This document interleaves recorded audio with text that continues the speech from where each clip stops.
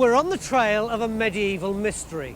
This is Syon House, one of the most lavish stately homes in the country, owned by the Dukes of Northumberland. And somewhere under this beautiful parkland lies the remains of an enormous and equally lavish monastery. Founded by Henry V, Syon Abbey, home to an obscure order of Swedish nuns, became one of the wealthiest and most powerful religious establishments in medieval England, a hotbed of political intrigue and dissent. Then, although it survived Henry VIII's dissolution, shortly afterwards the buildings just vanished. Everything, even its internationally famous library, seems to have disappeared. All we know is that whatever remains of this once fabulous establishment lies hidden somewhere under here. And we've got just 3 days to find it.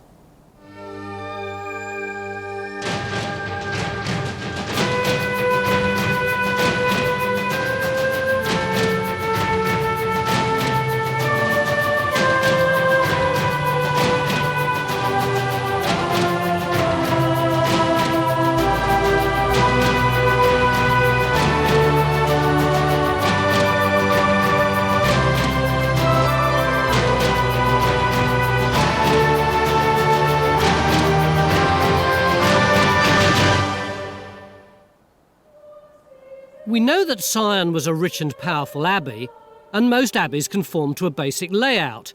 A large church where monks or nuns worshipped, surrounded by cloisters where they lived.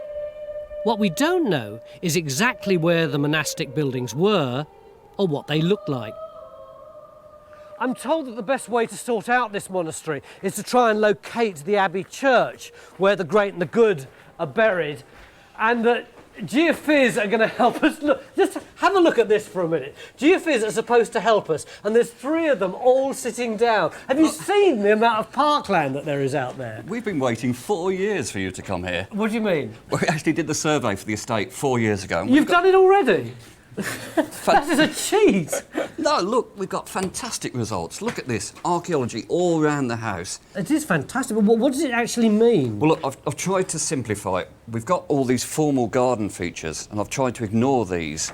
And if we look at this plot, here I've got all the wall remains, and I'm sure these are monastic. He's very smug, isn't he? It looks like we're not going to need any surveyors at all. He's done it all. We've just got to show how wrong you can be. I'm not so sure we can ignore the garden remains. Got lots of maps and plans here which might help us sort out what some of this stuff is. Well, shall we pull it all together and show the others?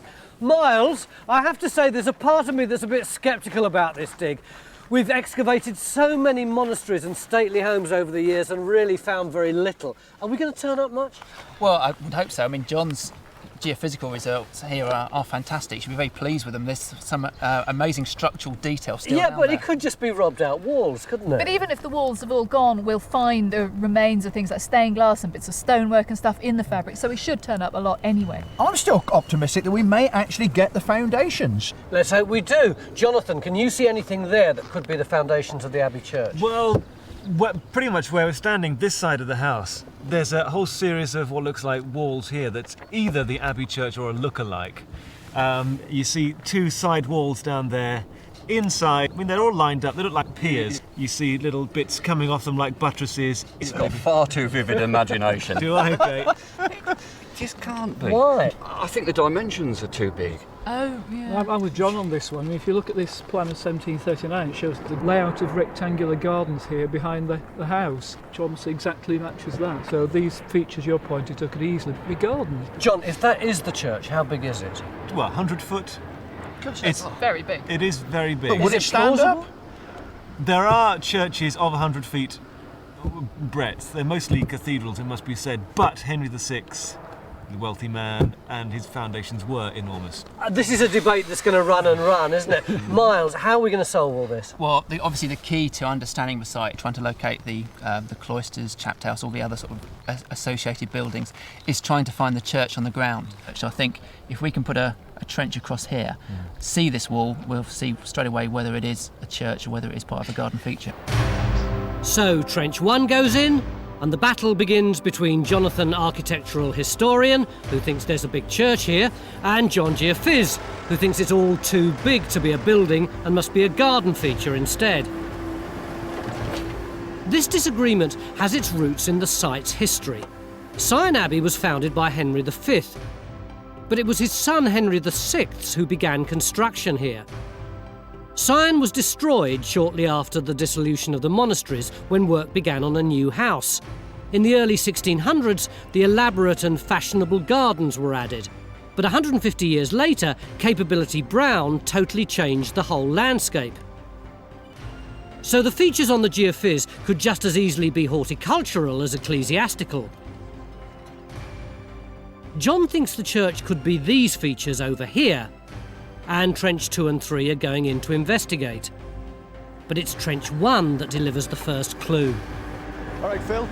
Yeah, it's going all right, Dan. Look, we're just going straight through the topsoil, straight down onto this white. See, it's got lots of bits of tile and what have you. Cooking on gas, didn't we?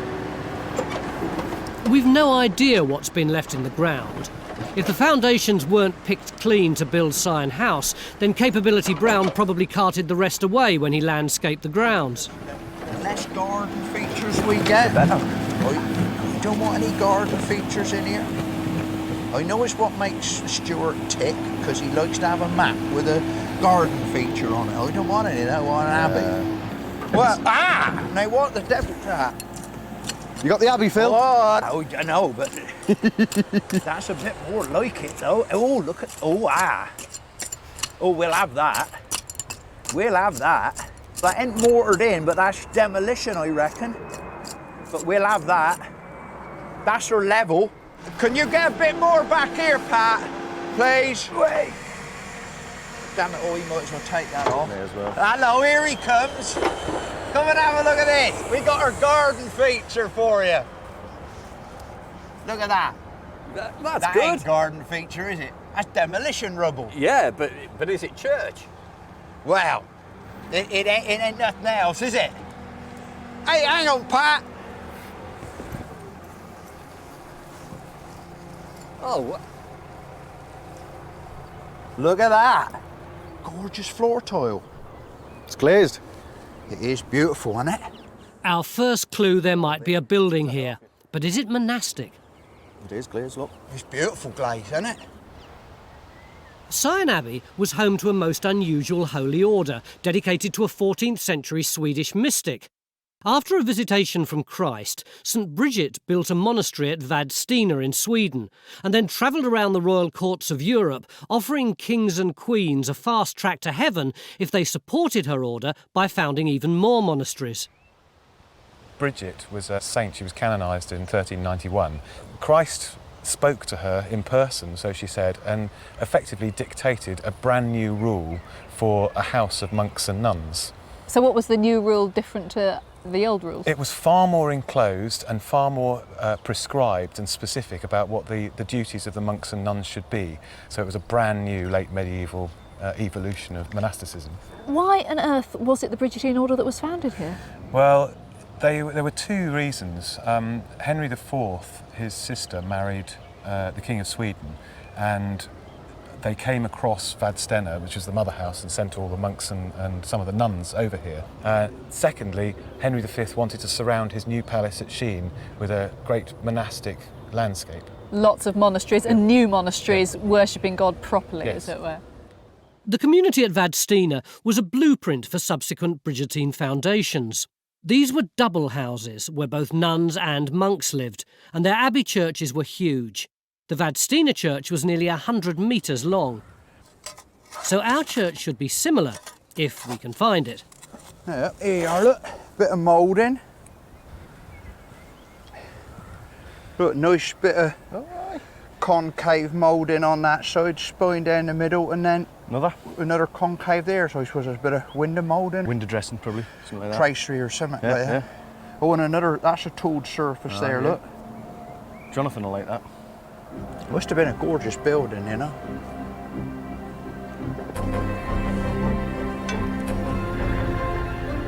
In Trench 2, they're finding similar stuff. They've got a floor surface and lumps of stonework that also look a bit church-like.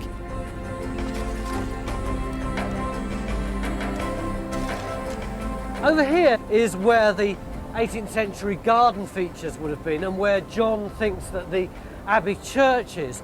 But beyond here is where Jonathan thinks the Abbey church is. Surely it can't just be on the basis of some rather thin lines on the geophysics. One of the main reasons is because this big broad feature is on an east-west axis, what you'd expect of a church. Why would it have been that big? You can take nothing here as typical. It's a royal foundation. And when you look at some of Henry VI's other work, there's Eton College as intended by comparison. It's exactly comparable width for 70 students. So it's not to do with numbers. And would it have been one of those perpendicular, all Gothic flying buttress types of things? Again, we don't know whether it follows the Swedish mother church in being like a big barn or whether it's something much more typically English in comparison. But bear in mind, King's College Chapel, Cambridge, Eton, Henry VI making a statement of dynasty because his father was the first founder here. So it could be something very, very English looking. At the time of building Syon, Henry VI was a young king and highly influenced by modern contemporary architecture in Europe. He wanted to make his statement in England. He founded Eton College in 1440, followed by King's College, Cambridge in 1441. Their chapels were the showpieces. Hi John, you got any results for us yet? John's extended his survey and look what he's got. Go on. Oh, fantastic. There you are. I mean, just look. Well, that's our returning wall. Hey, well, that's interesting, isn't it? So we've made our trench across there, and you've got a new returning walls not far away. But where are the cloisters? Well, we've still got these structures coming out down this end, so that's probably going to be our best bet for the finding the cloisters, and so that's where our targeted trenches are going in. Our next priority target is to put a trench over that corner. That is a buttress there, and certainly just getting that 90-degree turn really just to confirm whether that is an independent building or whether that is still part of a garden feature. But I think it's looking far more church now on that. Well, that could be fun, couldn't it? If it is a church, it's the east window, cut masonry, stained glass. Yep, that's where the action is. Could be a lot there. So Dan gets our fourth trench underway to locate the end of this mysteriously large structure. If we find a buttress, it may give us a clue as to how big these walls really were. There are robbed-out walls emerging from the demolition rubble at either end of Trench 1, and they're over 100 feet apart. If these are the walls of a building, it would have been absolutely enormous, and it's this very scale that's worrying John. But there might just be an answer to that. Phil's discovered a large feature in the middle of the trench. Yeah, see, we got, look, that stone in there, and that is still mortared stone in there. So what do you think it is, Phil, though? It's not a wall. You're talking about it being a pier space? Well, what it is right midpoint between the wall at that end and the inner wall on the other end. So it's Have you measured it? between this wall here and this middle thing, and the inner one on the other side is 54 feet. That's 54 feet? 54, that's Jonathan's 108 feet that he started with. OK. I just work in metres, but... You've been saying that you can't believe that that's a building because it's too wide, there's nothing to support it. With masonry like this, you could support it. OK, maybe it is a church. I'm still not convinced, but... This is a very substantial garden wall. Well, there could have been a big statue here, Phil. Oh, A big fountain right in front of the house. Oh, How come in the Middle Ages a religious house that comprised of women could become so powerful and rich? Well, it was under royal patronage. It was an incredibly important place to be from the women's point of view, and it was incredibly important for the king to demonstrate his piety. It's Henry V is expiating, really, the sins of his father by setting up not just one, but actually 3 big religious houses round here. So in a sense, it's part of the status of the king that the house that he founds here should be very, very successful and well endowed. So what kind of women would come here and be nuns? Well, the women who have a vocation to start off with, so you would have people who had a genuine religious vocation. The women who were perhaps determined to be spinsters, didn't want to marry.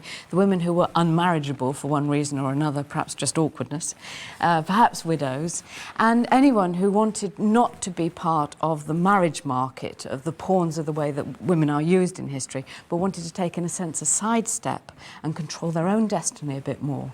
This could be a career move. It could be a very sensible career move for a scholarly, ambitious, power-hungry woman who could see herself joining the nunnery as a young novice and then working her way up to run what is actually a very big business.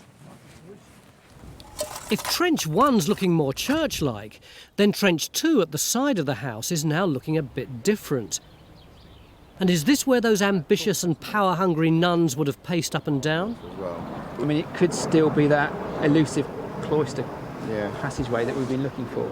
That's one of our best structures outside of the church at the moment. All day, the two Johns have been at loggerheads about whether or not we've found our monastic church. On John Geophysi's side, he thinks the walls we found are too far apart. It's simply too big. On John Architectural Historian's side, we seem to have 3 walls of a large building in a monastic complex. So what else could it be? Hopefully the resolution will emerge right here, Trench 4, which we're putting in bang on top of the corner of whatever this mysterious structure turns out to be. Is it the church? Join us after the break.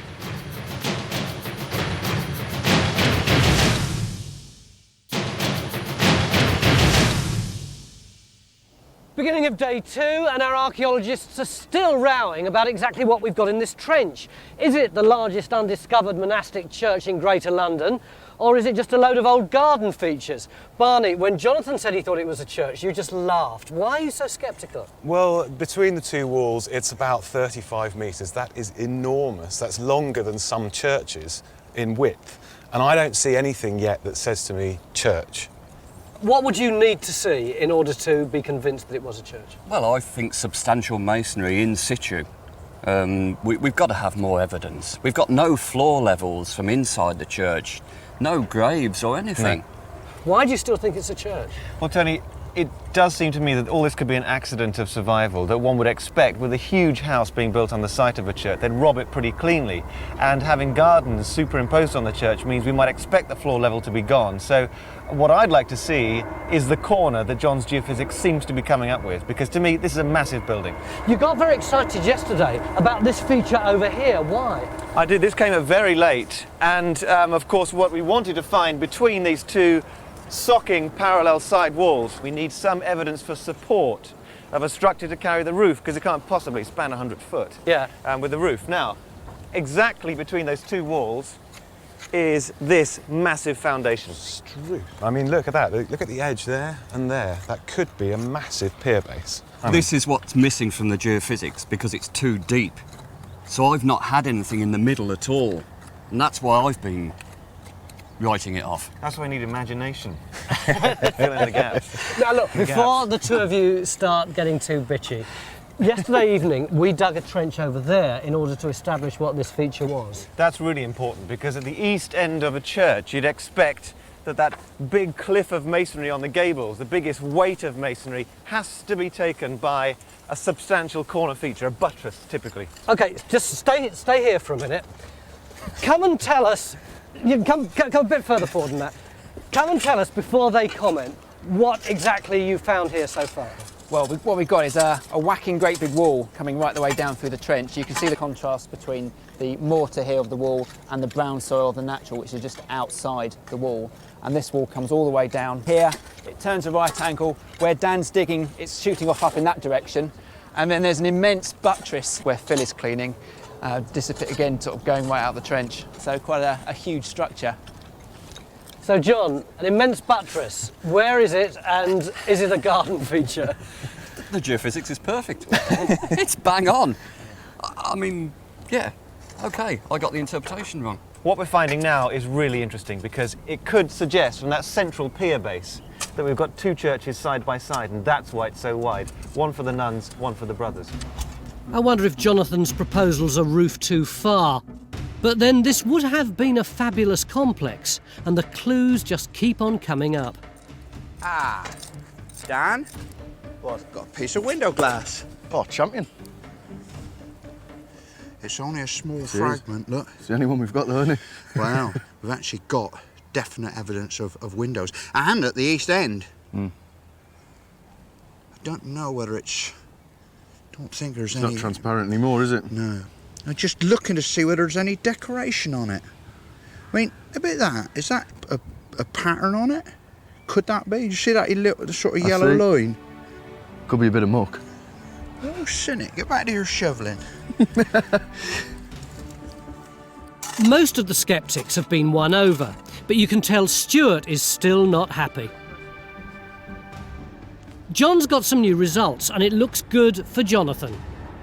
As you can see, we've got acres of parkland here that our archaeologists can investigate. So where have they decided to put their next trench? Right here in the driveway, slap bang in front of the house. Why are you being so disruptive? Look, this is where we are on the map. This is the corner of the church, with the wall coming down here. Now we appear to have a junction at that point.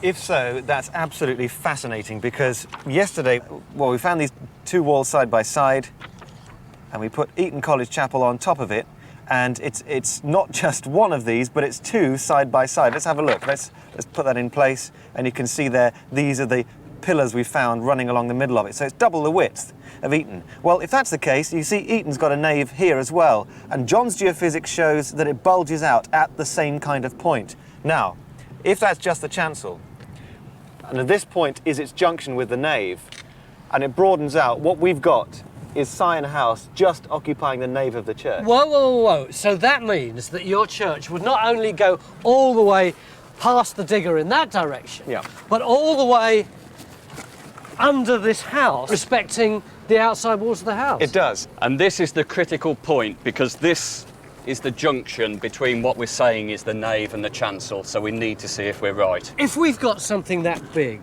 how significant is that? I think it's the most extraordinary discovery of late medieval London and the region within living memory. That's my feeling. It's something the size of Salisbury Cathedral that history has forgotten about. And you thought it was a garden? So even the driveway goes in the pursuit of archaeology. In Trench 4, the foundations are wonderfully wide and crisp. Jonathan, can you spare me a minute? But something's worrying Phil. What I've done is I've dug down the outside of the foundations to actually find out how deep the foundation trench is. Yeah. Didn't want to go inside the building, so I thought I'd go outside. Look, the bottom of the foundation trench has just come around here, and it's the same level all the way round. That's a bit shallow, isn't it? It's not very deep, is it? It's certainly not as deep as I would have thought. We're about, what, 4.5 foot below ground level? I mean, and it's sitting on this dark grey material which goes all the way around here. Yeah. It is shallower than I would have imagined, Phil. OK, well... Well, thanks for that. That's an interesting, maybe a spanner in the works, that one. It certainly is. Foundations this shallow couldn't hold up a building this big. And what's more, in the new Trench 5, they found a modern drain, not the nave of a church. Garden drain. I've got my garden then. But underneath, the wall of the medieval building's charging off under Syon House. See if it still chugs straight on. Yeah. While we've all been concentrating on the church, Matt's been excavating the structure in Trench 2 on the lawn. It looks much more like a proper building, but Matt needs to go deeper. To the side of the house, Trench 3. This was opened first thing yesterday morning, but has produced very little, so we'll shut it down once it's been recorded. In the incident room, Carenza and Barney are looking at details of other Bridgetine houses in mainland Europe to see if there's any similarity in their plans. From these, it may be possible to work out what Syon looked like and how big the church was. In Trench 5, Miles has come up with an astonishing find. It looks like a human skull. So where did this actually come from, Miles? Well, this was just sitting here up against the edge of the section, just underneath all this brick hardcore rubble. Right, because this is absolutely fantastic. There are bronze pins which have rotted and decayed next to the bone. Still adhering to it. And the only other place that I know of is another nunnery, medieval nunnery in Clementhorpe in York, where they found 10 of these. So this is some kind of head? It's probably a headdress, and therefore this might be part of a nun. Finding a grave here by a wall would be even stronger evidence of this being a church. This is the only piece of the Syon Abbey buildings to survive. It was saved by the fleeing nuns in 1539 and is now a sacred relic, kept by the sisters in the modern Bridgetine monastery in Devon. To get a glimpse of the kind of skill and craftsmanship used to build Syon Abbey, Alex, our stonemason, is going to reproduce a detail from this original pinnacle. And then... Well, that don't look very skilled job. Can I have a go? Of course you can. Of course you can. Are you right-handed? Oh, I am. Yeah. So what do I do? Pack Place it that in at the there, bottom of that cut and and, then just bang. beat it a couple of times. Oh, I can cope with this. Yeah, it's I'll tell you what, this is easier than flint knapping. softer, isn't it? Softer.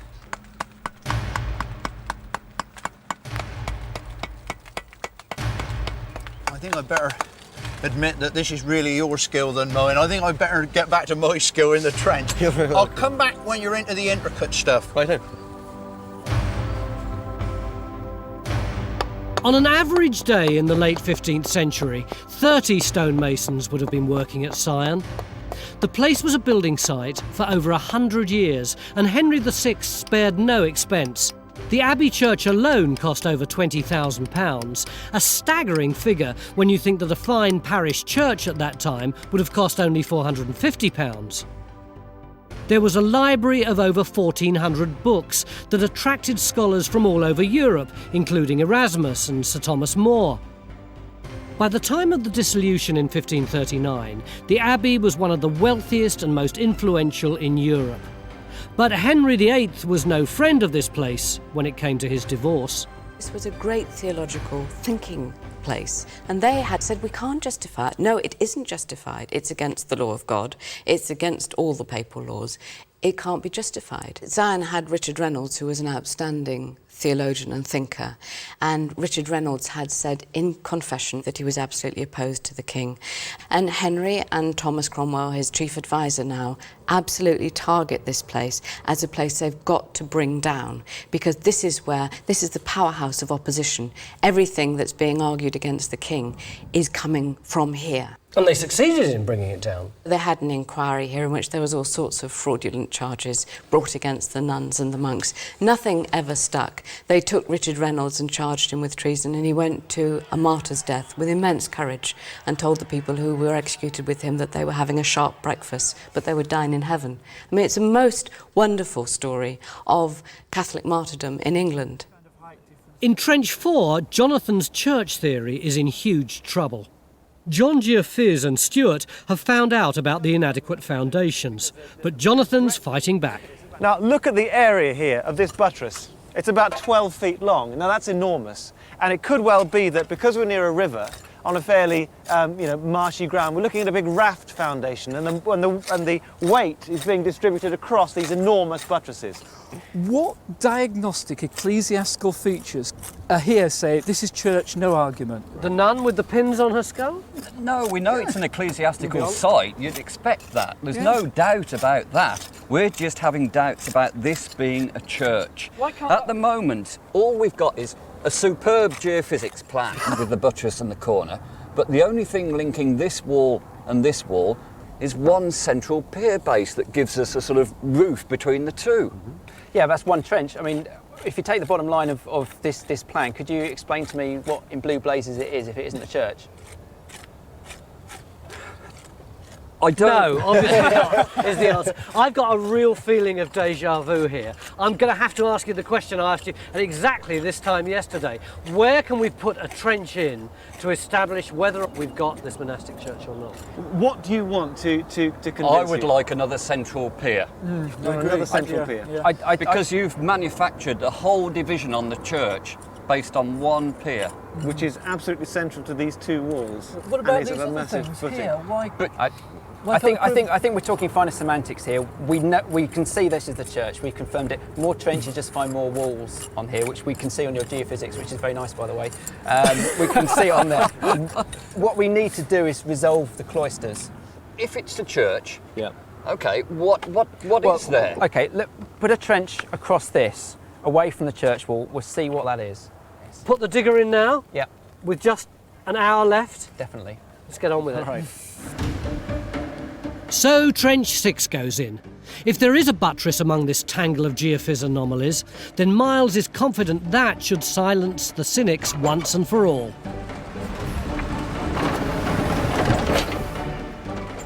But of course there's still the problem of the shallow foundations. To support such a large structure, Jonathan's worked out that at least 8 foot would be needed below ground. Trench 5, the one in the path, has got that, but the foundations of the buttress, nearly 100 feet away, appear to be only half that deep. Henry's been called in to resolve the issue. They look to be deeper down here.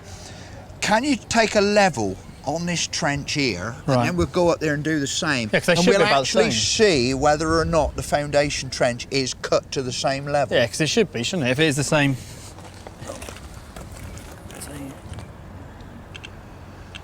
Got that? Yep, got that one. Right, if you stop here then, Jonathan, I'll give you a wave and I'll try and shout the results. And give out a wail if there's a big yeah, problem. something like that.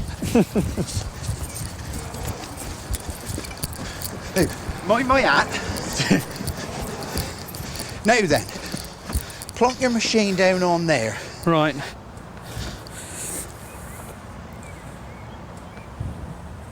It should be similar if it's the same foundation. Yeah. Right. Oh, you're talking about 10 centimetres or so different. This is, what, 10 centimetres? Lower here. Well, that's peanuts. That's nothing, is it? Jonathan! 10 centimetres! That'll do for me! So really, it's pretty much a level foundation. So Phil and Jonathan are back in business. Capability Brown built a slope into this garden. Personally, I'm now convinced this is a church, so all we need to win over the sceptics is another buttress in Trench 6 and a pillar base in the middle. Raysan got to work making a 3D reconstruction of the nun's skull that was found in Trench 5, showing how the pins would have fixed her headdress.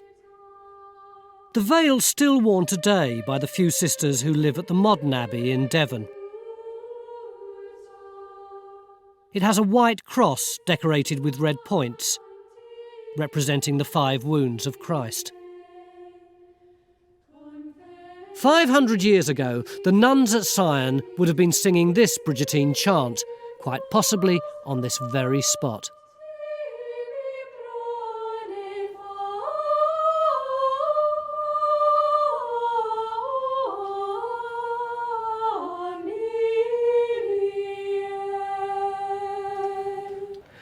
We've spent all day scrabbling around in the foundations of the church, which 600 years ago would have rung to beautiful sounds like those.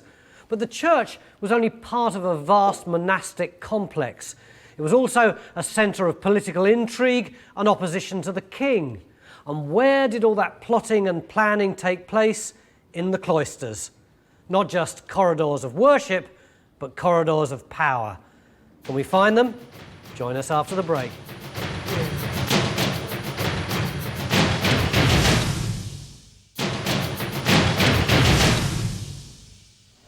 Beginning of day 3 in our search for the monastic complex here at Syon Park, and today we're shifting our focus. We think we've already nailed down where the monastery church is, but now we're going to look over here for the cloisters.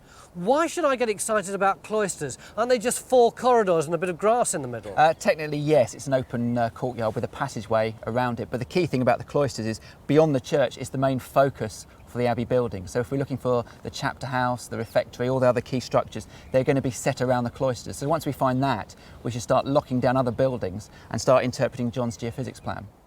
By the corner of the house, the plan clearly shows 2 parallel walls.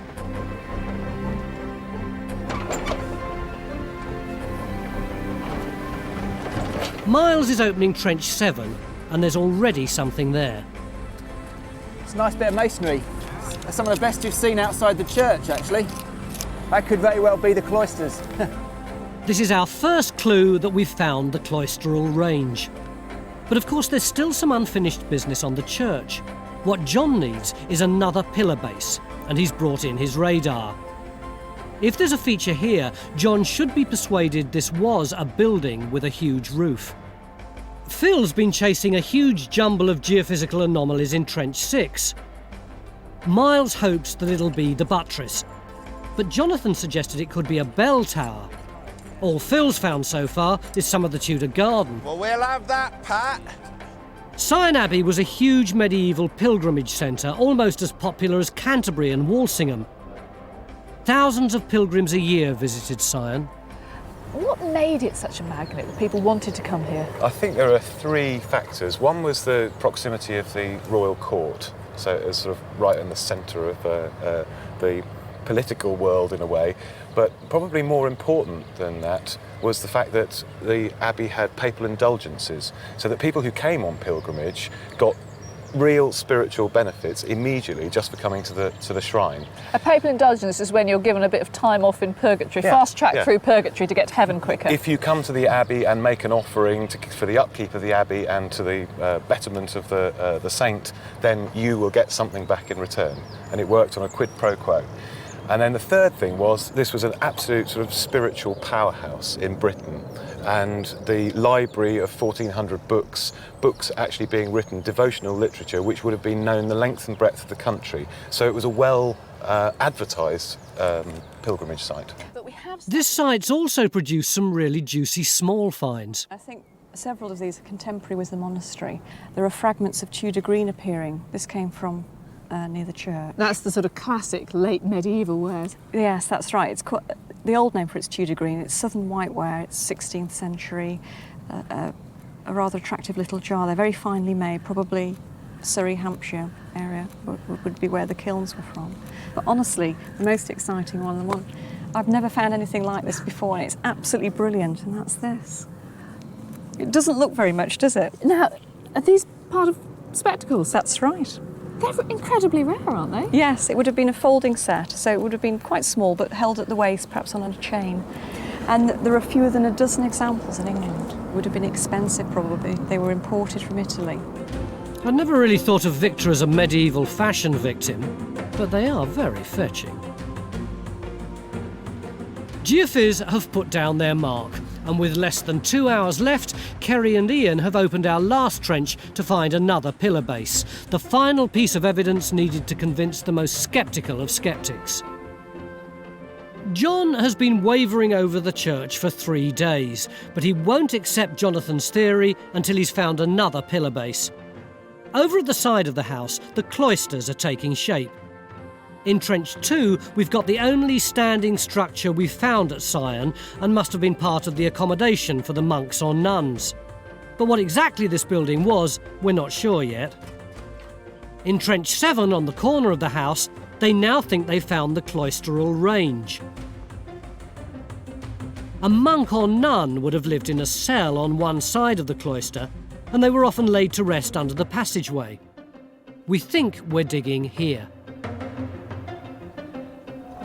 Is that normally where they buried people then, underneath the cloisters? The monks and the nuns tend to get buried in the cloisters, in the chapter house and those sort of general areas, yeah.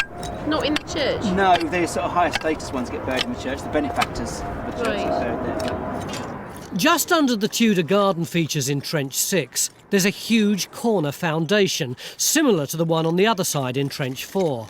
The sceptics have nothing to doubt, especially now that Kerry's found the demolition rubble in Trench 8 associated with another pillar base. This is one of 4 features on the geophys, so there's enough evidence to suggest that these were columns supporting a huge roof, and that this must have been a big building. Hi, Miles to Tony. Are you receiving? Over. Miles, Tony here. Hi, Tony. You might want to pop along to Trench 7. I think we've got something of interest for you. Over. You can tell me what it is? Absolutely not. You've got to come over and have a look. Okay. Miles? Is this the other wall we were looking for? Yes, indeed. Yeah. So we've got the cloister? Well, hopefully, yeah. This is the wall that appeared on the geophysics that Bridget's cleaning up here. But far more important than that, remember this morning when I was saying about one of the key things you like to find inside the cloister was human burial? Wow. That's exactly what we've got. Fantastic. Do we know what sex they are? Unfortunately, there's not an awful lot of the skull left, as you can see, but we've got a nice rounded forehead, no brow ridges to speak of, so it looks pretty female to me, although I want a bit more, and I want to see the pelvis if possible. Any other finds? Yes, there are other finds. Can you see these here? Orangish things are actually coffin nails, and there was one in this one as well, so this is pretty conclusive evidence that we've actually got a coffin and not a shroud burial. Why have we got so many skulls and yet so few other bones? Well, it is interesting, and I've given it a little bit of thought. I think they must have been wearing a hood either made of leather or cloth stuffed with straw or something like that. And the rest of the body's gone, but the hood's protected the head, and hence it stayed in the hole. So if Alice is right, this cloister would have housed the nuns of Syon, or at least until Henry VIII got rid of them. When the nuns left here, what happened to this place? It was probably left, as it were, empty, but it was certainly enough of a building and it had enough sanctity left to it that when Henry VIII died and his coffin was brought back, it was left in what had been the chapel overnight. Is that the story about the blood? It is a story about the blood. That's every schoolboy's story about the blood. The background to the story is that a priest being interrogated by Henry warned him that he must not proceed on the course against the monasteries, against the Pope, ultimately against God. And if he did so, then he would be punished as an Old Testament character, Achab, whose body was eaten by dogs on his death. And of course, Henry did proceed, and in dramatic fulfillment of this prophecy, apparently his coffin is left here overnight. Although it's lead-lined, it leaks, and the blood goes down to the floor, and dogs come in and eat Henry's blood.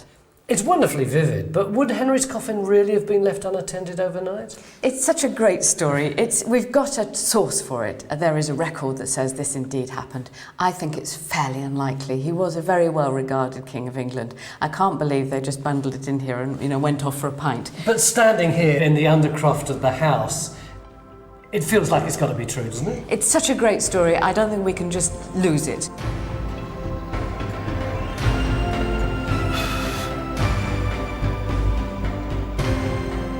We asked Alex Wenham to make us a stone figure. It's almost finished.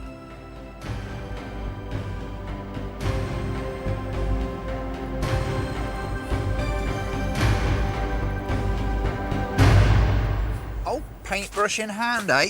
Just cleaning up now. Oh, you finished it? Well, my time's up, so I've had to stop. That is absolutely magnificent. Thank you. Pleased with it? Yeah, I'm pleased with what I've got done in the time, So have you learned anything from it? Well, I've learned that I can get a little figure like this done in 2.5 days, and before I probably would have thought that would have taken a bit longer. But yeah, I've got all sorts of respect for the medieval masons who made this the first time round. You know, it just dawned on me. What you've actually achieved is only 1/2 of one facet, of one stone, of one gatepost for one of the largest monastic buildings in Britain. That's right. Do you fancy finishing it off? I think it would take me a long time.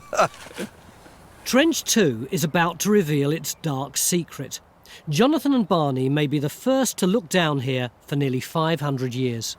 So these are the two walls we saw yesterday with the passageway in between, but that passageway has got a hole through the floor. Not a passageway. That's fantastic. It's a vault. It's vaulted, it's brick, it's running right the way into the darkness, and it's filled with some stuff. That's like a Hampton Court culvert, actually, but full of soil. So this must be the garderobe, the latrine block for the nuns, basically.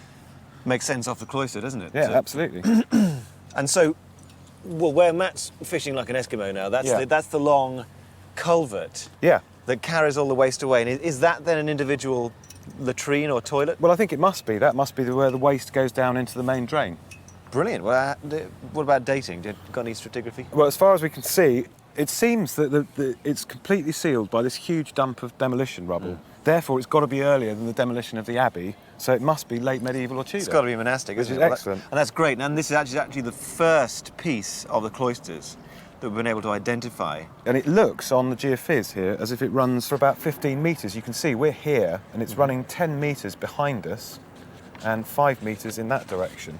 That's a lot of loos, isn't it? I mean, absolutely. We can plan everything out from this now. Yeah, here's the nuns' dormitory with what we now think is the latrine block here. Yeah. And this would be the whole cloister with the church running through here. That looks good, doesn't it? Yeah. I think that's really exciting. It's the best I've seen in this site, actually, by long chalk.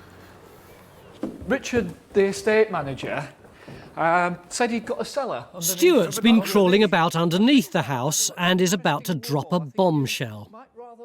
Why am I not surprised? Looks a bit perilous, Stuart. It is, rather. Am I going to survive? We've already got a torch rigged up to help. Yeah, all right? Yeah. Now, have a look at this wall down, just down here. You see the stonework? Well, Well, these are nice. So look, you've got these big stones all coursed in, little tiles there to bring them up level, and they go right the way down to the floor there. What do you Now think that's it is? all good, solid, medieval stone and tile, and bits of brick. No, I like this a lot. This is the kind of stuff we should be looking at in the original construction that once sat in those robber trenches we're looking at outside, but we're following it now through under the house. What makes this really interesting from my point of view is where it is, because Henry came down and has planned where it is in relation to the building. Can you shine your torch on this? I think you might like this. Yeah. This is the house we're in. Yeah. This green line here is the line of the wall. Now look at what it lines up with on the outside of the building. Look at that, that's bang on, isn't it? Absolutely crack on. And that's incredibly important because we haven't got off the lawn before. Now this trench that we found, we continue it this far under the house. It shows that the wall of this house is built on top of it, reusing the old foundations, and it gives us a minimum length for the building. So if that's 120 foot, we're talking about at least 260 foot overall length of the church. We've got a whopper on our hands, haven't we? What an irony. Stuart, the arch-skeptic, has finally confirmed Jonathan's theory. 3 days ago, we knew almost nothing about Syon Abbey. We now know there was a church here, and how big it was. We believe the nuns lived on the south side with an infirmary and chapel, and we assume the monks were housed on the other side. We can work out where the nuns might have slept and where the monks' world-famous library might have been. It's been a bumpy ride for Jonathan. He was right all along about the size and position of the church, but he has changed his mind about what it looked like. However, the learning curve has just got much steeper because having found that single pier between these two walls, do you remember on the first day we were looking at getting interested in these but thought they were garden features? Well, they're not. This has now turned out to be another pier. So what we've got is 1, 2, 3, 4, and then that is separated from that, and we have to be able to manage the junction between that space and this one. This is 3 aisles, that one looks like it's 2. Syon Abbey Church was 260 feet long and 108 feet wide with a single pitched roof, and was one of the largest monastic buildings in England, twice the width of King's College Chapel, Cambridge.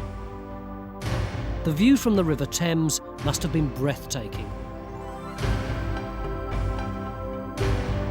Jonathan thinks the pillar base we found in Trench 1 was a footing for a central column that supported a large platform at the east end of the church.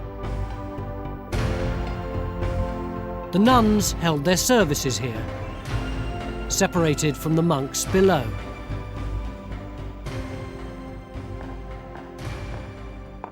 For us, this has been an extraordinary and enigmatic mystery to unravel. But our experts tell us that what we've found here at Syon Park could be the greatest monastic discovery of modern times.